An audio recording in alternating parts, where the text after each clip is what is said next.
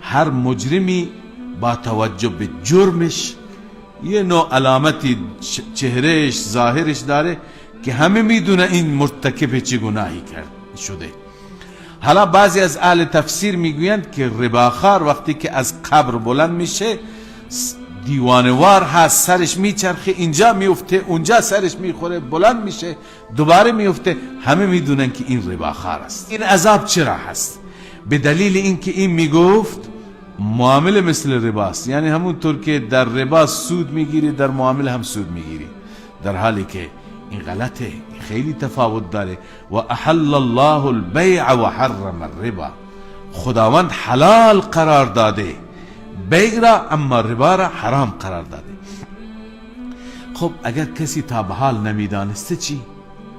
خدای عزوجل برای این میفرمه فمن جاءه موعظة من ربه، هر انسانی پیش او موعظه از جانب رب آمد، پندی اندرزی آیه را شنید، متنبه شد، متوجه شد، فانتها باز آمد، خب اشکال نداره توبه بکنه، خدا ربا را نابود میکنه.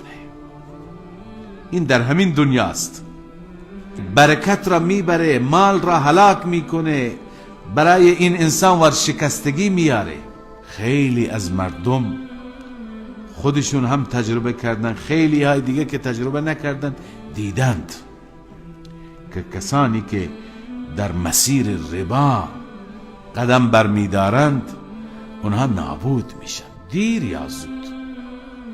خداوند همونطور که وعده فرموده این عذاب در همین دنیاست. خداوند نابود میکنه ربا را و یربی الصدقات، صدقات را رشد میده، نمو میده، زیاد میکنه. هرچی که انسان خرج بکنه مالش افزوده میشه، مالش کم نمیشه. اون که خرج میکنه مفت مالش را به فقیر میده، به نیازمند میده، به حاجتمند میده. اما این یکی نه، این مالش را که مفت نمیده بماند، قرض الحسنه هم بهش نمیده. خب اون نیاز داره، اون حاجت داره، میگه میخوام فلان کار را بکنم، فلان مریض را درمان بکنم، جراحی بکنم، فرزندم را بالاخره ازدواج بدم، میگه بهت وام میدم ولی درصد میکشم. یعنی اینقدر خسیسه و اینقدر ذلیله که صدقه نمیده، وام هم نمیده. وام را که میده در عوض از او چی میگیره؟ درصد ربا میگیره.